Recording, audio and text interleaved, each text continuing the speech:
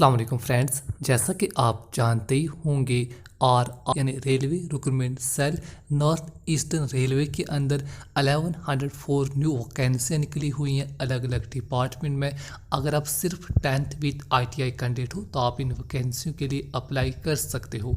अगर अप्लाई करना चाहते हो उसका ऑनलाइन फॉर्म कैसे फिलअप करें, आज आपको मैं स्टेप बाय स्टेप करके ऑनलाइन फॉर्म फिलअप करके बताने वाला हूँ। अगर अप्लाई करना चाहते हो साइट का लिंक और फुल डिटेल के साथ नीचे डिस्क्रिप्शन में लिंक देने की कोशिश करूँगा।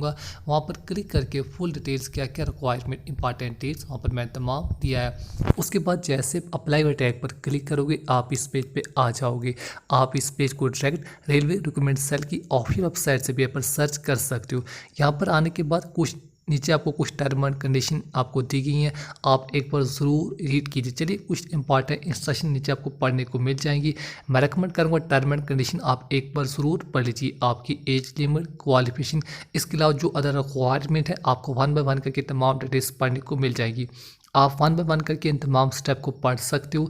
तमाम स्टेप पढ़ने के बाद आप नीचे लास्ट पर आने के बाद I hear read the details वाले टैग पर क्लिक करने के बाद नीचे प्रोसीड वाले टैग पर क्लिक कर देना है। तमाम डिटेल्स पढ़ने के बाद अब आप नीचे लास्ट पर प्रोसीड वाले टैग पर क्लिक कर देना है। जैसे प्रोसीड वाले टैग पर क्लिक करोगे आपके सामने फिर से एक न्यू पेज ओपन हो जाएगा। चलिए फिर से दोबारा नीचे आ जाते हैं। यहाँ पर जो अलग अलग डिपार्टमेंट में, इसके अलावा जो स्लॉट्स जहाँ पर आपकी वैकेंसी निकली हुई हैं आपको तमाम की तमाम वैकेंसी आपको शो हो जाएंगी। आप वन बाय वन करके तमाम डिटेल्स एक बार ज़रूर पढ़ लीजिए।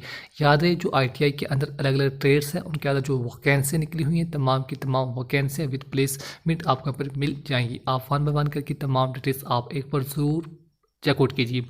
जो भी आपका ITI ट्रेड आप उसकी वैकेंसी एक बार ज़रूर चेकआउट कीजिए। इसके अलावा जितनी भी अमाउंट आपसे काटी जाएगी वो आपको शो हो जाएगी। नीचे आपने I have read the all instruction वाले टैग पर क्लिक करने के बाद नीचे अपने प्रोसीड वाले टैग पर क्लिक कर देना है। तमाम डिटेल्स एक बार आप ज़रूर पढ़ लीजिए। उसके बाद जैसे प्रोसीड वाले टैग पर क्लिक करोगे यहाँ पर आपने स्क्रॉल करके थोड़ा सा ऊपर नीचे आ जाना है। नीचे आने के बाद सबसे पहले अब आपने अपना ट्रेड यहाँ पर सेलेक्ट कर लेना है। जो ITI के अंदर अलग अलग ट्रेड्स होते हैं, आप जिस भी ट्रेड वगैरह में आपने ITI की क्वालिफिकेशन की है उसी ट्रेड को आपने मेंशन कर देना है। याद रही ITI के अंदर जो अलग अलग ट्रेड्स होते हैं उनमें से जिस भी डिपार्टमेंट में आपने ITI की क्वालिफिकेशन की है उसी के मुताबिक आपने ट्रेड को यहाँ पर मेंशन कर देना है। आप अपनी एजुकेशन क्वालिफिकेशन के मुताबिक यहाँ पर ट्रेड को सिलेक्ट कीजिए। जिस भी डिपार्टमेंट में आपने ITI की क्वालिफिकेशन की है उसी के मुताबिक आपने ट्रेड सेलेक्ट करने के बाद नीचे आपने नेक्स्ट वाले टैग पर क्लिक कर देना है। जैसे आप नेक्स्ट पर टैग पर क्लिक करोगे अगर आप फिजिकल चैलेंज यानी PWD कैंडिडेट हो तो आप ज़रूर यस मेंशन कीजिए। अदरवाइज़ आपने नो मेंशन करने के बाद नीचे नेक्स्ट पर टैग पर क्लिक कर देना है। नेक्स्ट पर टैग पर क्लिक करते ही यहाँ पर डिटेल्स आपको शो हो जाएंगी हमारे तमाम ठीक है, तो आपने कंटिन्यू टैग पर क्लिक कर देना है। जैसे कंटिन्यू टैग पर क्लिक करोगे अब आपके सामने फर्स्ट पेज ओपन हो जाएगा। यहाँ से आपने स्टेप बाय स्टेप करके बाकी पूरे फॉर्म को कंप्लीट कर लेना है। चलिए थोड़ा सा ऊपर नीचे आ जाते हैं। यहाँ से आपने स्टेप बाय स्टेप करके पूरे फॉर्म को कंप्लीट कर लेना है। सबसे पहले फर्स्ट कॉलम में जिस भी कैंडिडेट का या खुद का फॉर्म फिलअप करे हो उस कैंडिडेट का अपने नाम मेंशन कर देना है। ध्यान रही नाम आपने वही मेंशन करना है जो आपकी 10th क्लास की मार्कशीट पर मेंशन होगा। नाम आप कैपिटल लेटर्स में मेंशन कीजिए। कैंडिडेट का नाम जिस भी कैंडिडेट का या खुद का फॉर्म फिलअप करे उसी का अपने नाम मेंशन कर देना है। ध्यान रही नाम आपने वही मेंशन करना है जो आपकी 10th क्लास की मार्कशीट पर मेंशन होगा। सेकंड कॉलम में अपना फादर नेम आपने मेंशन कर देना है। फादर नेम भी आपने वही मेंशन करना है जो आपकी 10th क्लास की मार्कशीट पर मेंशन होगा। फर्स्ट कॉलम में कैंडिडेट का नाम, सेकंड कॉलम में फादर नेम मेंशन करने के बाद थर्ड कॉलम में अपना मदर नेम आपने मेंशन कर देना है। मदर नेम भी आपने वही मेंशन करना है जो आपकी 10th क्लास की मार्कशीट पर मेंशन होगा। आपका नाम, फादर नेम, मदर नेम आप वही मेंशन कीजिए जो आपकी 10th क्लास की मार्कशीट पर मेंशन है, अदरवाइज़ आपका फॉर्म रिजेक्ट भी हो सकता है।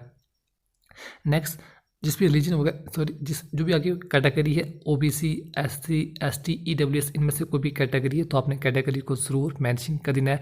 याद रहे अगर आपके पास कोई भी category OBC, SC, ST, EWS है तो आप सेलेक्ट कीजिए, अदरवाइज़ आप जनरल में अप्लाई कर सकते हो। अगर आपके पास कोई भी कैटेगरी नहीं है तो आप जनरल अप्लाई करने के बाद नीचे जिस भी कैंडिडेट का फॉर्म फिलअप करे उसके अपने डेट ऑफ बर्थ को मेंशन कर देना है। पहले डेट, उसके बाद मंथ, उसके बाद ईयर ऑफ बर्थ आपने सेलेक्ट कर लेनी है। याद रही डेट ऑफ बर्थ भी आपने वही वही मेंशन करनी है जो आपकी 10th क्लास की मार्कशीट पर मेंशन होगी। आपका नाम, parentage and date of birth 3 column बिल्कुल ध्यान से मेंशन कीजिए। जो आपकी 10th क्लास की मार्कशीट पर है सेम टू सेम आपने वही मेंशन करना है, अदरवाइज़ आपका फॉर्म रिजेक्ट भी हो सकता है। एज खुद ब खुद आ जाएगी। इसके अलावा मेल या फीमेल कैंडिडेट जो भी फॉर्म को फिलअप कर रहा या रही आप अपने अकॉर्डिंग पर मेंशन कीजिए। चलिए आप मेल फीमेल सेलेक्ट करने के बाद, चलिए मैं मेल फीमेल बस सिलेक्ट करें तो आप अपने अकॉर्डिंग ही मेंशन कीजिए। मेल फीमेल सेलेक्ट करने के बाद जिस भी रीजन वगैरह से आप बिलोंग करते हो आप अपना रीजन यहाँ पर मेंशन कर देना। इंडिया के तमाम रीजन आपको शो हो जाएंगे। इसके अलावा जिस भी कैंडिडेट का फॉर्म फिलअप करे उसका अपने 12 डिजिट आधार नंबर मेंशन कर देना। आधार नंबर आप बिल्कुल ध्यान से मेंशन कीजिए। आप खुद कहें किसी भी कैंडिडेट का फॉर्म फिलअप करें 12 डिजिट आधार नंबर मेंशन करने के बाद अगर आप एक्स सर्विसमैन कैंडिडेट हो तो आप यस मेंशन कीजिए, अदरवाइज आपने नो मेंशन कर देना है। चलिए ऑडिट चलिए आप अपने अकॉर्डिंग, यहाँ पर मेरे केस पर नाम ही आ रहा, आप चिल्ड्रन विद एक्स सर्विसमैन हो तो आप यस मेंशन कीजिए, अदरवाइज अपना नाम ही मेंशन कर देना है। नेक्स्ट, जिस भी कैंडिडेट का फॉर्म फिलअप करे उस कैंडिडेट की अपनी ईमेल आईडी को मेंशन कर देना है। ईमेल आईडी मेंशन करने के बाद दोबारा से कंफर्म ईमेल आईडी में उसी ईमेल आईडी को आपने दोबारा से रिपीट कर लेना है। याद रहे ईमेल आईडी आप ठीक से मेंशन कीजिए, इसी पर आपको तमाम इन्फॉर्मेशन बाद में दी जाएगी। ईमेल आईडी मेंशन करने के बाद दोबारा से कंफर्म ईमेल आईडी में उसी ईमेल आईडी को आपने दोबारा से रिपीट कर लेना है। ईमेल आईडी 2 बार मेंशन करने के बाद जिस भी कैंडिडेट का फॉर्म फिलअप करे उस कैंडिडेट का अपने 10 डिजिट मोबाइल नंबर मेंशन करने के बाद दोबारा से कंफर्म मोबाइल नंबर में उसी मोबाइल नंबर को आपने दोबारा से रिपीट कर लेना है। याद रहे मोबाइल नंबर ईमेल आईडी आपने ठीक से मेंशन करने, इसी पर आपको तमाम इन्फॉर्मेशन बाद में सेंड की जाएगी। इसके अलावा जो भी आपका नियरेस्ट रेलवे स्टेशन है आप अपने एड्रेस के मुताबिक जो भी आपका लोकल नज़दीक का रेलवे स्टेशन है आपने उसका नाम यहाँ पर मेंशन कर देना है। उससे पहले मोबाइल नंबर ईमेल आईडी आप एक बार ज़रूर चेकआउट कीजिए। नेक्स्ट, अब आप जिस भी कैंडिडेट का फॉर्म फिलअप करें उसका अपने एड्रेस डिटेल्स 1 बाय 1 करके तमाम एड्रेस आपने मेंशन कर देना है। पहले लोकल एड्रेस, इसके अलावा विलेज, तहसील का नाम, स्टेट का नाम, किस स्टेट से आप बिलोंग करते हो, डिस्ट्रिक्ट का नाम, पोस्ट ऑफिस का नाम, पिन कोड, आपने तमाम एड्रेस मेंशन कर देना है। ध्यान रहे एड्रेस आपने वही मेंशन करना है जो आपके डोमिसाइल पर मेंशन होगा। लोकल एड्रेस, स्टेट का नाम, डिस्ट्रिक्ट का नाम, पोस्ट ऑफिस का नाम विद पिन कोड आपने मेंशन कर देना है। एड्रेस डिटेल्स बिल्कुल ध्यान से मेंशन करने के बाद अगर आपका parameter address corporate address same है तो आप इस बॉक्स पर टिक मार्क लगा देना है। मैक्सिमम कैंडिडेट और मेरे केस में पर सेम है, मैं यहाँ पर टिक मार्क लगा देता हूँ। अगर आपका अलग से है तो आप अलग करके भी मेंशन कर सकते हो।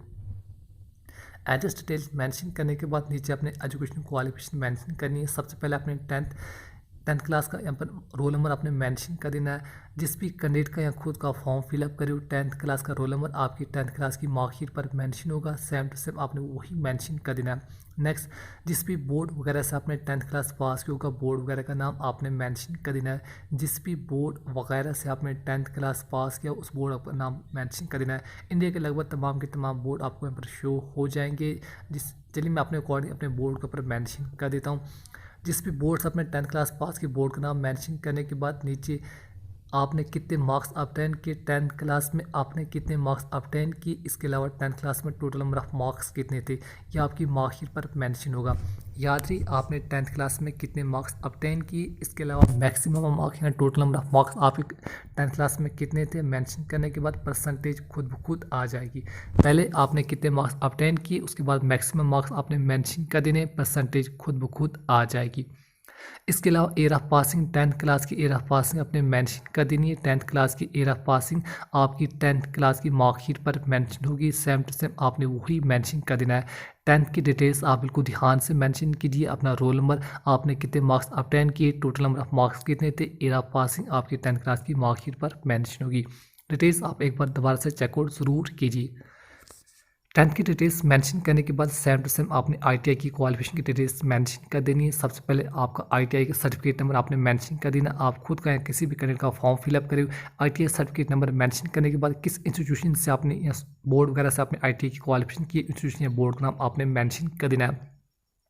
बोर्ड इंस्टीट्यूशन का नाम मेंशन करने के बाद ईयर ऑफ पासिंग जिस भी साल आपने ITI की क्वालिफिकेशन क्लियर की है वो आपकी फाइनल ईयर की मार्कशीट पर मेंशन होगी। आपने मेंशन करने के बाद आपने ITI में कितने मार्क्स ऑब्टेन किए, total number of marks ITI में कितने थे, परसेंटेज खुद ब खुद आ जाएगी। जितने भी मार्क्स आपने ITI में लिए होंगे आपकी मार्कशीट पर मेंशन होंगे। पहले आपने कितने मार्क्स ऑब्टेन किए, टोटल नंबर ऑफ मार्क्स कितने थे, परसेंटेज खुद ब खुद आ जाएगी। उसके बाद आपने नीचे आ जाना है, टर्म एंड कंडीशन को आपने एक्सेप्ट कर लेना है। टर्म एंड कंडीशन एक्सेप्ट करने के बाद नीचे आपने कैप्चा कोड फिलअप करने के बाद नीचे आपने सबमिट वाले टैग पर क्लिक कर देना है। कंटिन्यू टैग पर क्लिक करने से पहले मैं रेकमेंड करूंगा आप अपना नाम, parentage, date of birth, mobile number, email ID, local address, आपके एजुकेशन क्वालिफिकेशन आप एक बार ज़रूर चेकआउट कीजिए।